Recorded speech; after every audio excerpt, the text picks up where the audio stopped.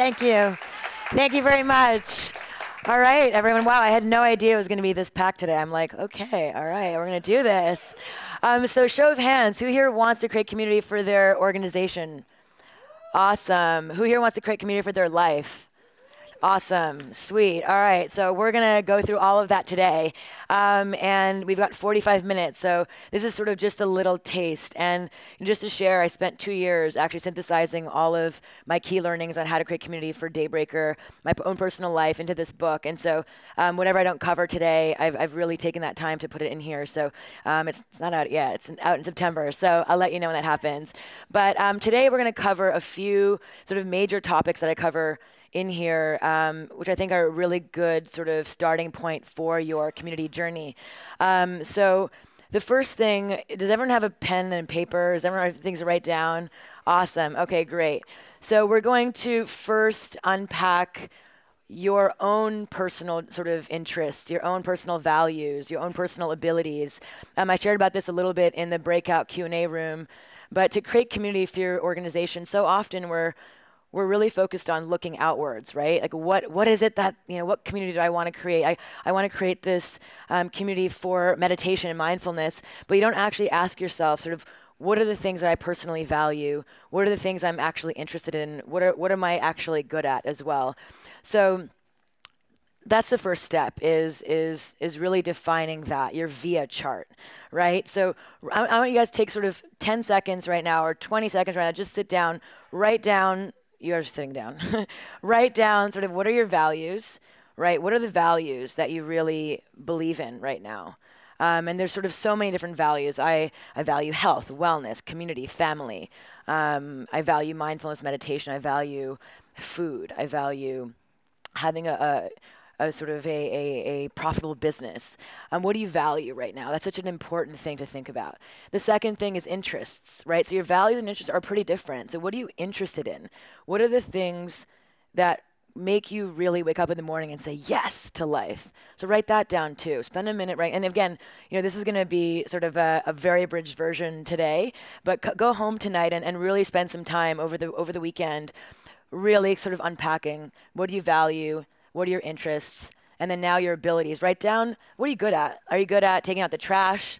Are you good at organizing people? Are you good at making sort of an awesome party? Are you good at baking a cake? We all have these interests and these abilities that we don't think are abilities. Are you good at taking care of plants? I kill all my plants.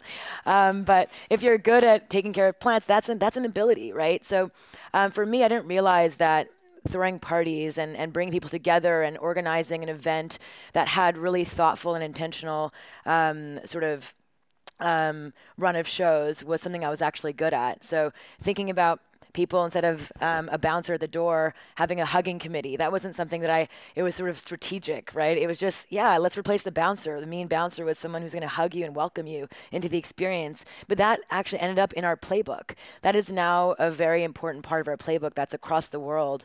And we're on version 17 of our playbook now, since we've launched in 23 cities.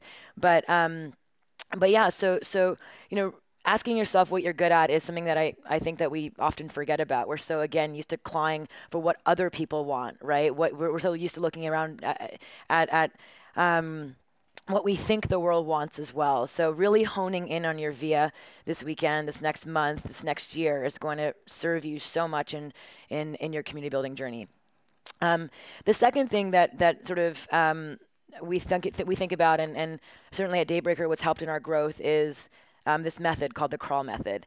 But before I get into the crawl method, I want to sort of share about some of the research that we did around the science of dance, right, as an example, because dance is just one modality, but everything we do, whether it's mindfulness, whether it's growing, any community that you're interested in growing, it really sort of requires this intention around releasing your dose. Has anyone heard about that or read about it on our website at Daybreaker? So at Daybreaker, so I sat down and I spent several months sort of researching the science of dance. Like, what is it about dance that unlocks people? What is it about community that makes you so sort of open and happy? What is it about belonging that makes sort of you feel whole and home? And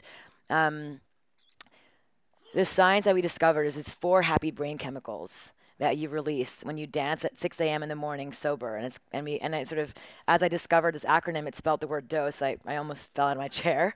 Dose stands for dopamine, oxytocin, serotonin, and endorphins, right? So these four happy brain chemicals, you actually release the daybreaker in the morning. And sort of let's take that a step further. How can you release your dose at any of the events that you guys create, right? So when you walk into an experience, so let me break down each of them. Dopamine is a pleasure reward. So at daybreaker, you're waking up in the morning, you're setting an alarm, you're checking off a box that I'm going somewhere, I'm getting shit done, right? So that dopamine release. How can you actually inspire that dopamine release in your event, your experience, your community organization?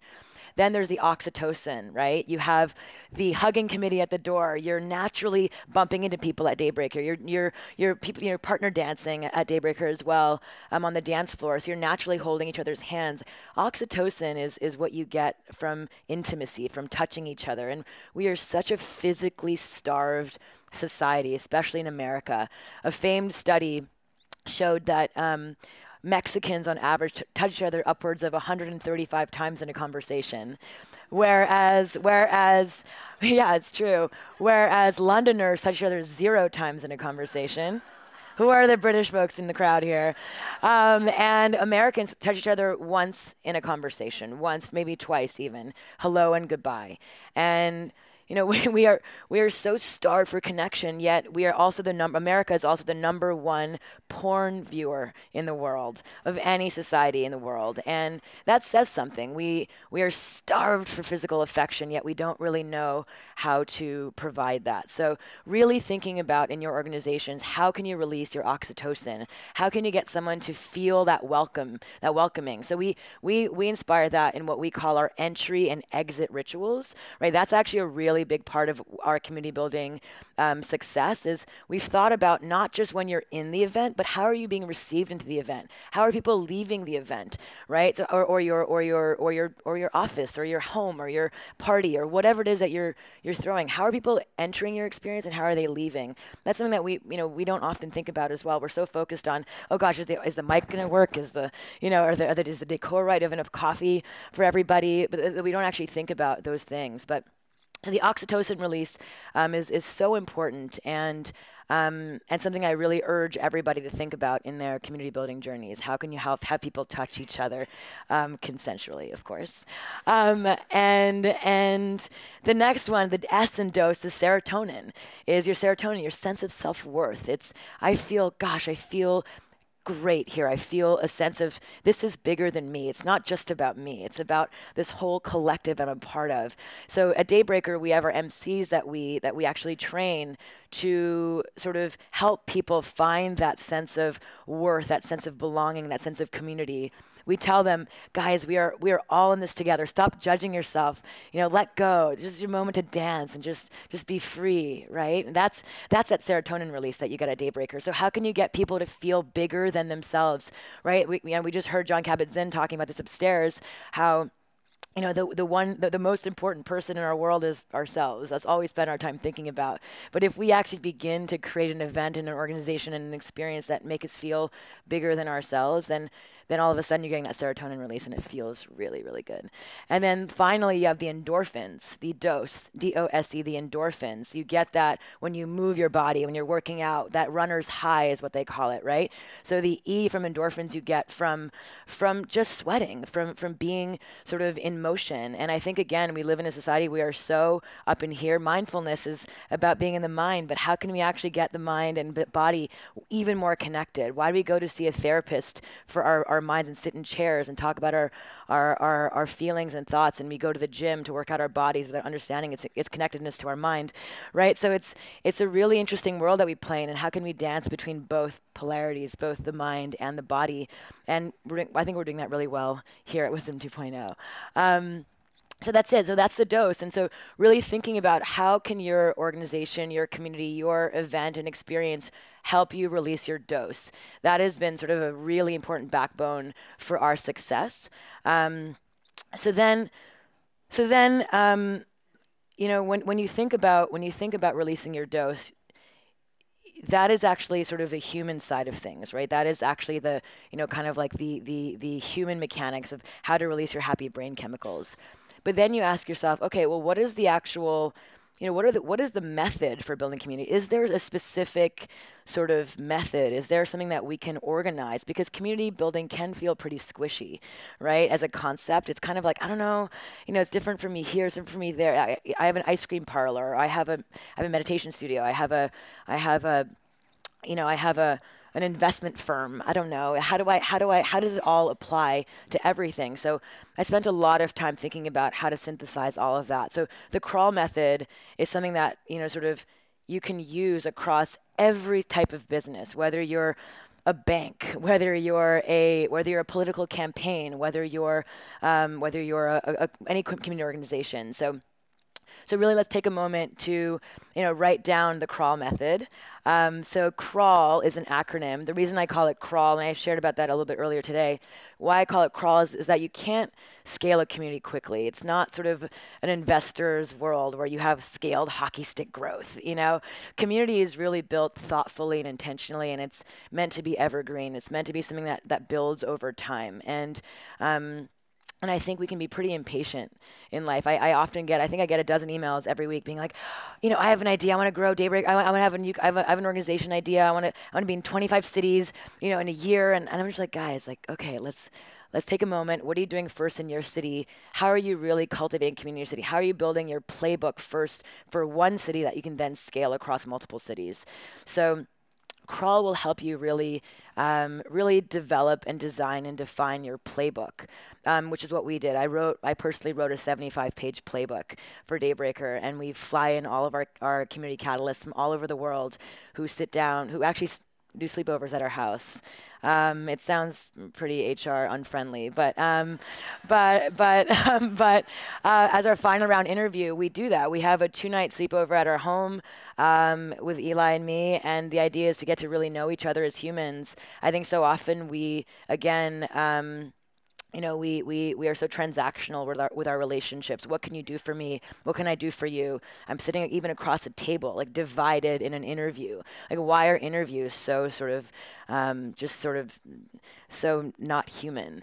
And so the experience of everything we do at Daybreakers is super intentional and thoughtful. So the crawl method, anyways, if you write down the C in crawl stands for 3 different C's. The first is defining your core values. So what are your core values?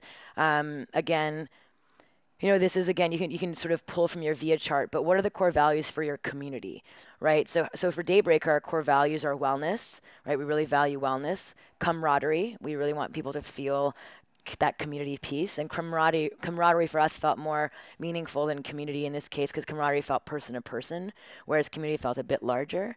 So wellness, camaraderie, self-expression is the third one for us, to really feel self-expressed and connect to our creativity personally.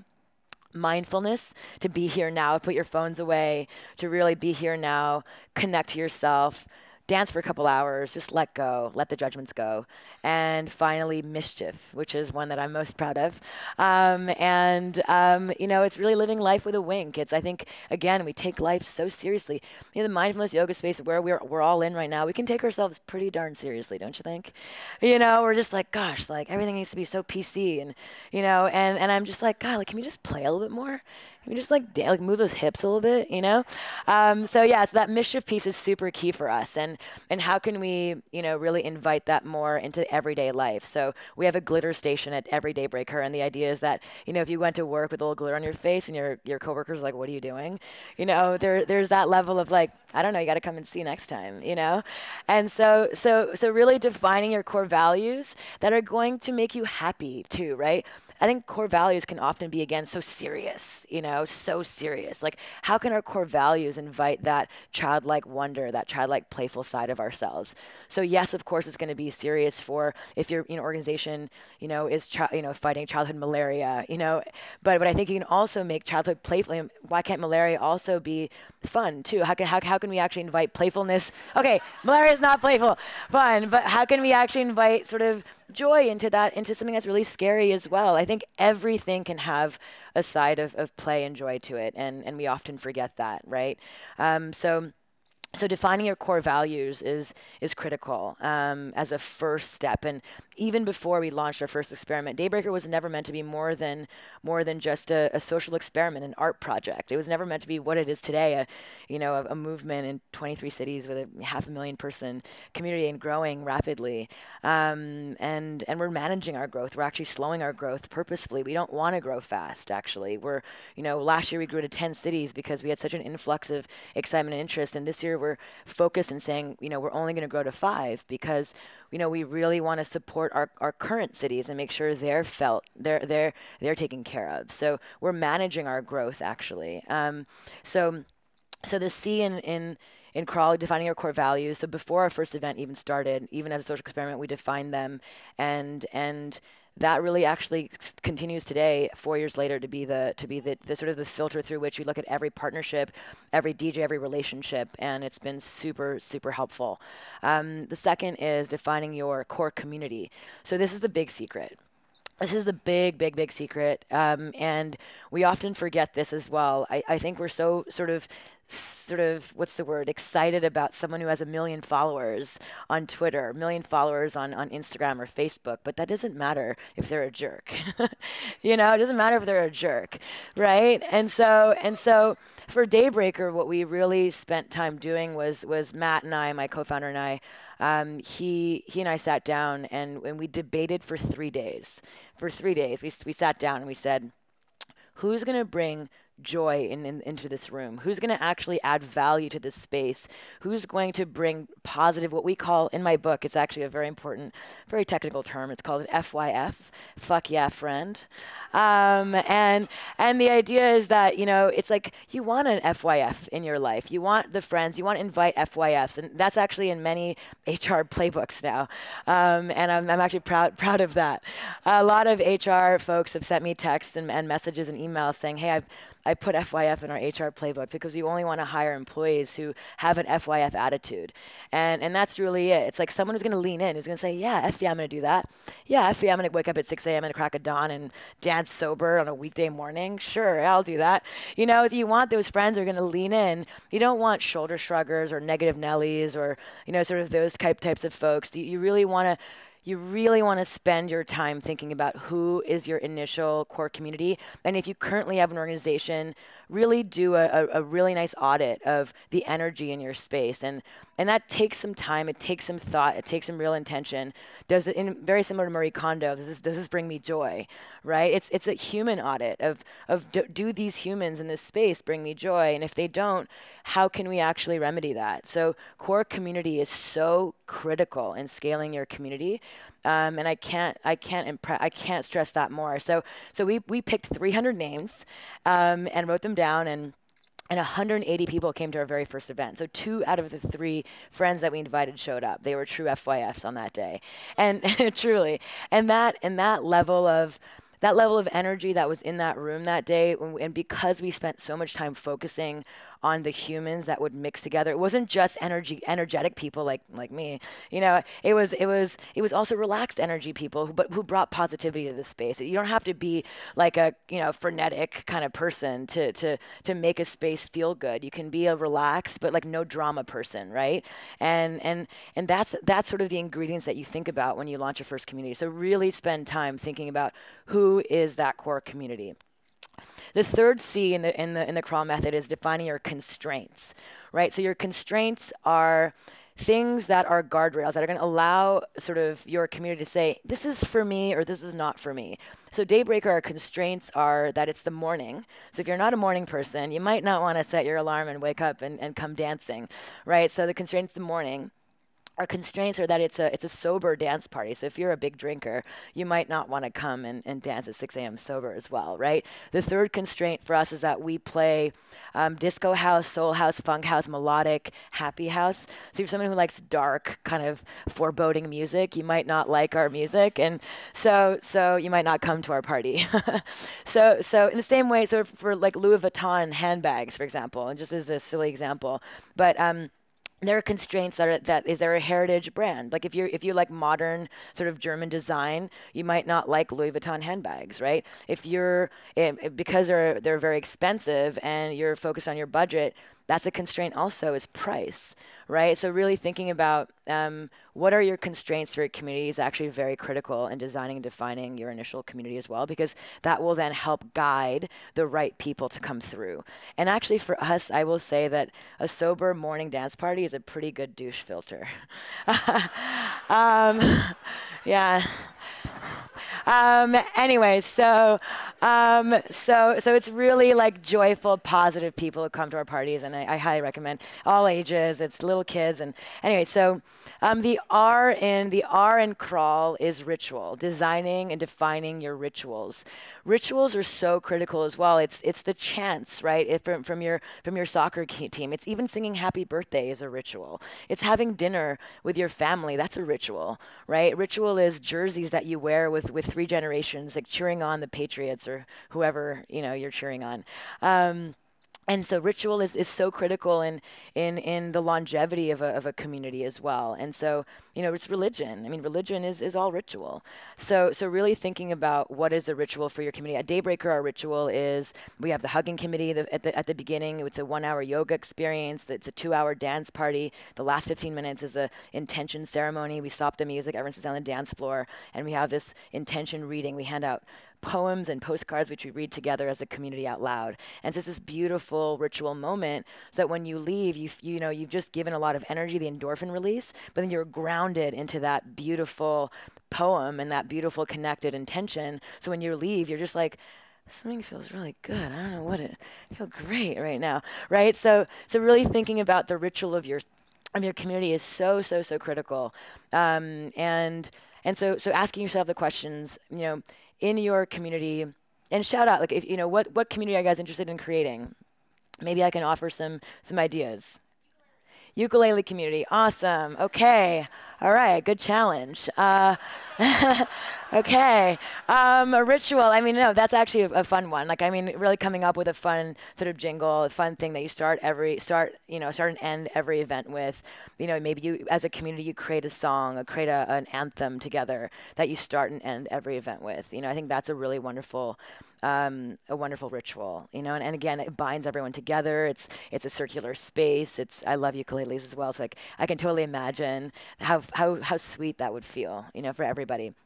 So yeah, ritual is key. The A in crawl is aesthetics. Right? What are the aesthetics for a community? We live in a time where we filter, we swipe, we like to design things like text. Everything is designed today, right? So aesthetics is so critical. Aesthetics and design. What does your logo look like? I mean, honestly, I actually, before coming here, just as an exercise, I Googled community center, just to see what would come up in Google. And every single website that I saw was like a website designed in 1992. And God bless everybody who's created the community centers. It's beautiful, but I want to email every one of them and say, hey, give me 30 minutes of your time, and I can literally help you sort of design and define the sort of the new look and aesthetic for your community center, because you have to keep up with the times. You have to ask yourself, what is relevant culturally, what is relevant aesthetically, how can we continue pushing our envelope for design and aesthetics? I mean, that really matters. So especially in community building, I think there's sort of like a taboo. It's a weird kind of, I found sometimes somebody like, no, we don't really care about design, like we're really about the people. And I'm always like, but can't you be both? Can't you be both about the people but also care about the aesthetics? So I think there's a really funny sort of kind of taboo and barrier that we have to break around how you can both be high design and also be really authentic. I mean, we're super focused on authenticity, but we also really care about design and aesthetics, because we know that we can scale and reach a really exciting number of millennials and just people in general who really need to unlock, and we won't be able to get them if it's not cool. So I'm really thinking about that is super critical. Aesthetics also are the spaces that we create. I think, where are we gathering as a community? What does the space look like? What's the lighting design look like? Is there flower arrangements? Like, how are people feeling when they walk into a space? Like, that's aesthetics too. I think aesthetics is not just 2-dimensional. It's very much 3-dimensional as well. So at Daybreaker, we've defined and it's sort of our version of sort of a space. We call it the bowl effect. And we really try to find spaces that are circular dance floors with multiple levels right around the dance floor, so that people can stand on things, and you're able to see each other. It's like a womb-like environment where it's not just a flat plane, where I can actually make eye contact anywhere I turn around the room. Anywhere I turn around there, I can make eye contact with someone, right? Like, think about how music festivals are designed today. They're incredibly sort of, I don't know, they're just masculine. I mean, not that masculine is a bad thing, but I just think it's just not designed in a way that I can actually connect meaningfully with people. I'm a 5'1" woman, and I'm usually looking at backs and butts at music festivals the whole time, and I'm smelly armpits, and I'm just like, oh, I can't see, and so how do we how do we design these spaces? You feel so, like, I go to festivals and I often feel alone. I'm amongst many, but I feel alone because I'm just looking at a sea of backs, right? So how can we actually design the aesthetic of a space, right, that invites more authentic connection through that thoughtful design? So we're working on that now with our first music festival. Stay tuned. Our first sober intergenerational music festival. So we're very excited about that. And so the aesthetics are key. And then so CRA, the W, why, right? Why? Let's ask ourselves why. Start with why. Simon Sinek, why are you the person to lead this community? Why do you care so much about this community? Why will this community survive over time?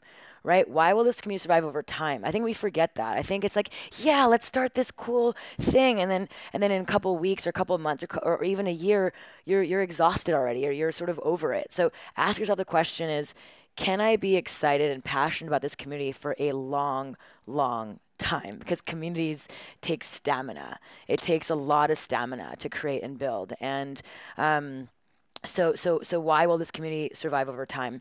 And then also the question, sort of, why is this community going to be sustainable financially? I think so often we forget about the finances that go into creating community. So at Daybreaker, we really spent a lot of time developing a very robust back end to be able to support our community catalysts all over the world. We call our producers community catalysts, because producer, again, sounds so transactional. Again, that's one more sort of sidebar, is to really rethink how we're titling each other. Are we community builders, or are we community architects, right? So I've coined the term in my book, community architect, because builder just sounds like I'm like, right? Whereas an architect, sorry, I don't know that. It's 4 o'clock, I don't know. But a community architect is like someone who really thinks about the joints and the structure and the materials and the space and the lighting that's coming through in this space. We are architecting communities, right? So let's really think about community architecture in a different way. Let's think about production in a different way. Are we producing an event, or are we catalyzing an event, right? So really thinking about how we're actually thinking about our roles in community organizing is actually something that's super critical. So at Daybreaker as well, in terms of organizing sort of the back end, we have 50 community catalysts all over the world, and each one of them require sort of hand-holding, intention, thought, time, effort, energy.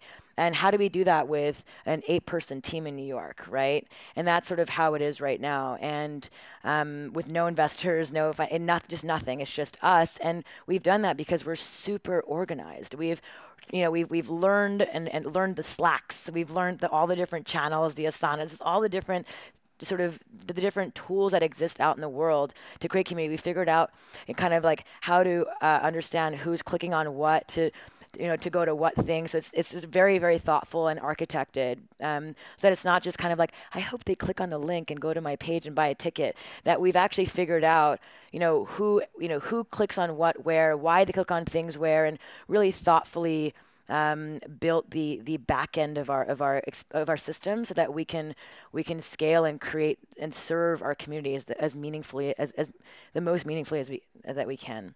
The L in the crawl method, finally, the last one in the crawl method, is language. So language, again, is something that I cannot stress is so vital. It's so critical in how we built Daybreaker and how I think we grew so quickly. Even if we didn't even try, we just grew quickly because people people just felt like they were talking to their friend. We weren't trying to be serious. We weren't trying to be like mindful.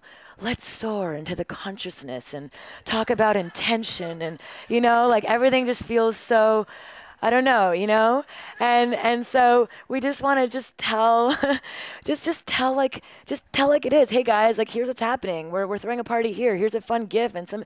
Let's just be real with each other. Why is all of our spaces have to be so serious? So. I don't know, kind of so float. Can't we just be on earth and root down a bit more thoughtfully? So language for us is something that we spent so much time thinking about. Who is our avatar? We want to reach the human who needs to let go, who needs a release. We want someone who wants to self-express but finds themselves sort of hands tied behind their backs. So, we really sort of thought about who is our avatar? Who is the person that we really want to serve right now? And then let's find multiple avatars. So, if this is our current avatar, a 25 to 35-year-old person, blah, blah, blah. But we've since actually grown that. We've now changed our avatar to be intergenerational. Jane Goodall came to Daybreaker. I think I shared that with you earlier. We have little babies coming all the time. My twin sister, like I said, was pregnant 9 months when DJing the day before she gave birth at Daybreaker. And so, we really love the idea of bringing back the intergenerational community to these dance environments. I mean, the only place we can go now is weddings, funerals, and where else? I mean, where else are we going to connect intergenerationally, socially, right? Daybreaker. Thanks, Soren. No, but so we've really spent some time thinking about how to sort of stop siloing ourselves as well. Like, let's stop using the word millennial. Let's stop using the word Gen Z or Gen Y or boomers, whatever. I just feel like, why are we labeling ourselves? Why are we segmenting ourselves? That's why 1 in 4 Americans have 0 friends to confide in. This number has tripled in the last 30 years. That's why isolation is our #1 epidemic right now in the country, is because we continue to label ourselves. And I'm just looking like a little ball. I don't know where to go, So language is so key. Language is so critical. How are you talking about your real estate company? How are you talking about your community? How are you talking about your business? How are you talking about your family to one another? I think that's something that we don't pay enough attention to, and we think we're supposed to talk professionally, but those are rules that we've created for ourselves. So let's just break all those rules. And that's the crawl method, guys. That's it. Yeah. And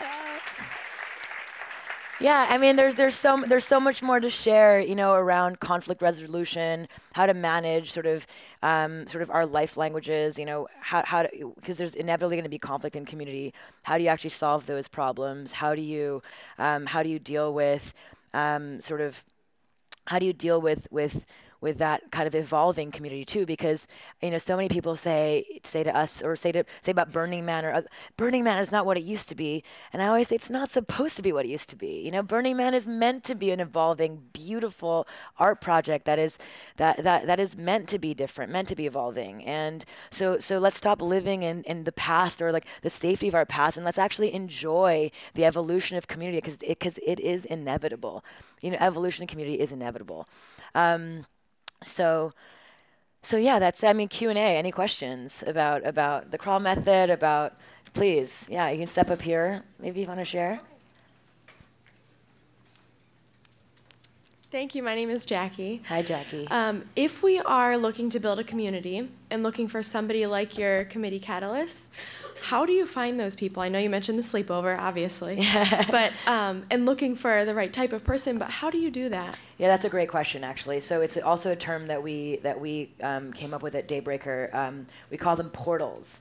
So a portal is a generous human who wants to connect you with other people, who sort of has already a built-in community that's a gateway, a portal to an already existing community. I think we have really skewed our attention to influencers, right? Which is someone who's been really good at building online community, which I think is also very meaningful in sort of a sharing way. Like, I can share ideas, share sort of surface level things, but portals are often the influencer's influencer. The portal is someone who is a gateway to a real, authentic, offline community.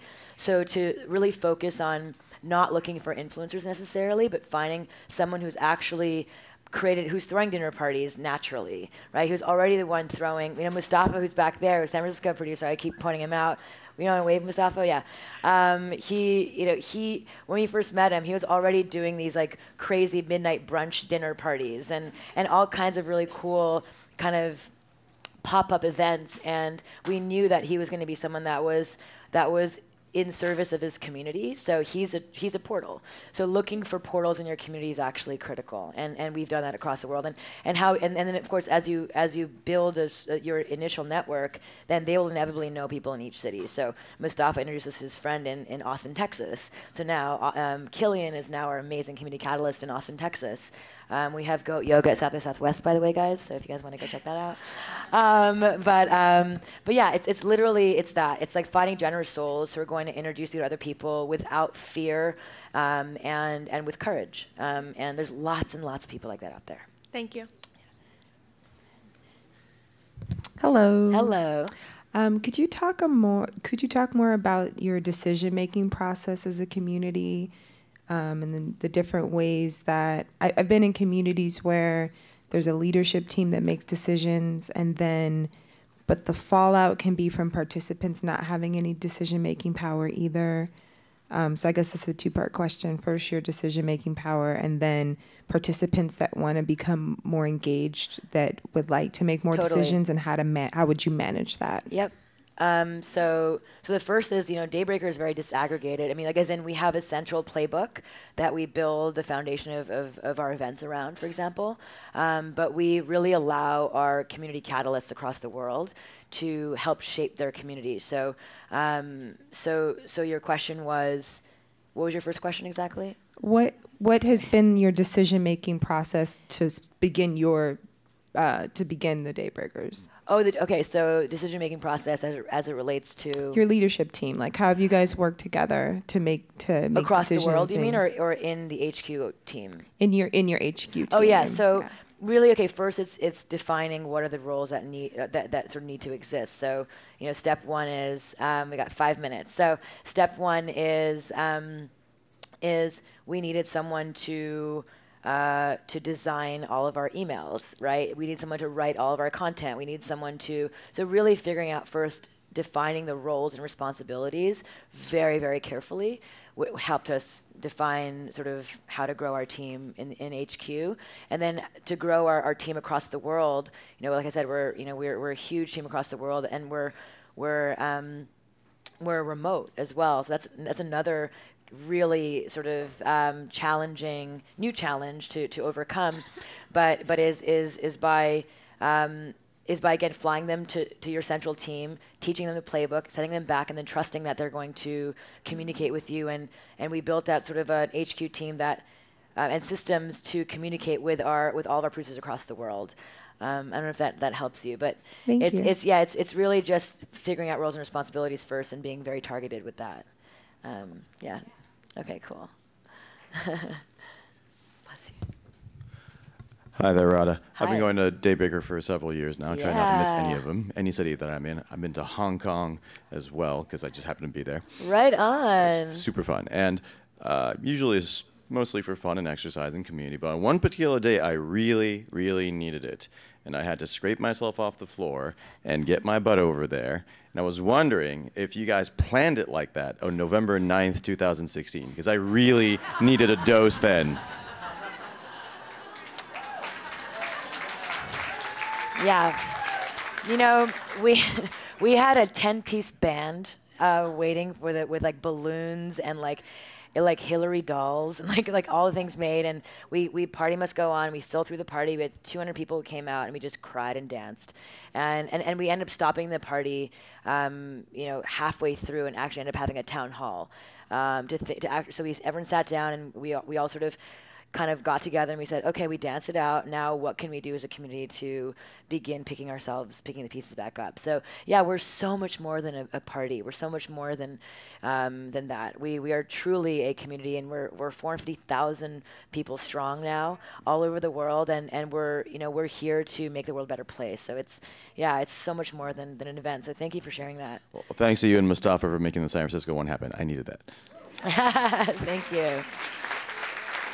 I think I have time for one or two more questions. 1 minute. All right, last question. Okay, I don't know.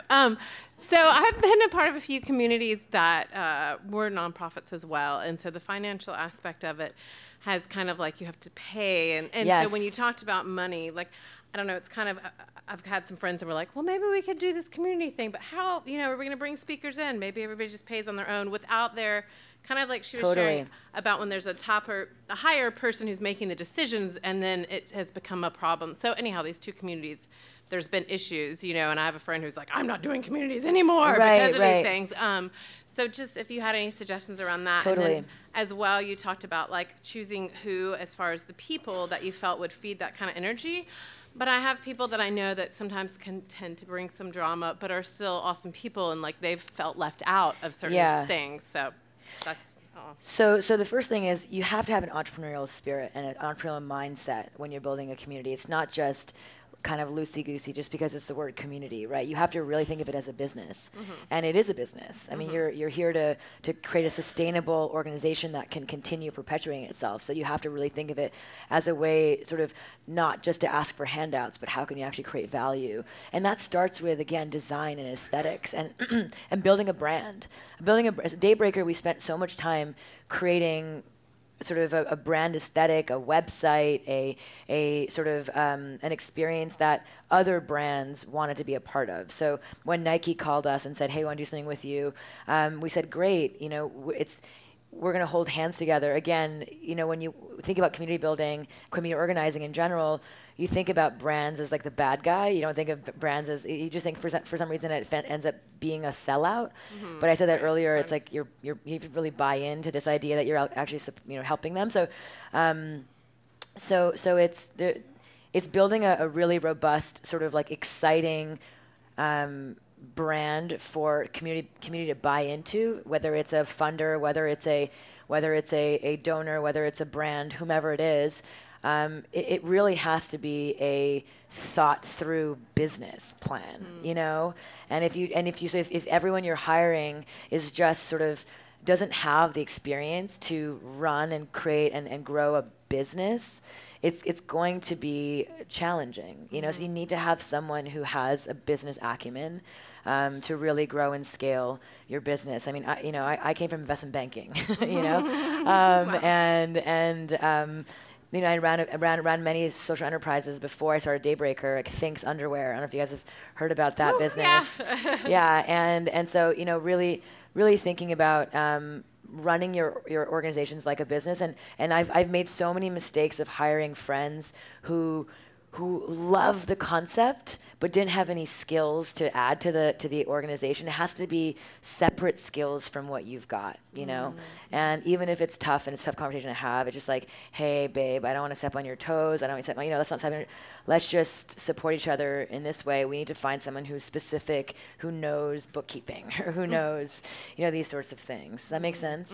Yeah, so it is a business, you know, it is, running in a community is a business, you know, it is. Interesting. It's hard to like see those two It's hard to see, but we have to think of it as such for it to grow into a movement, you know. Okay, thank you. All right, thank you guys. Thank you very much. Yeah, thank you.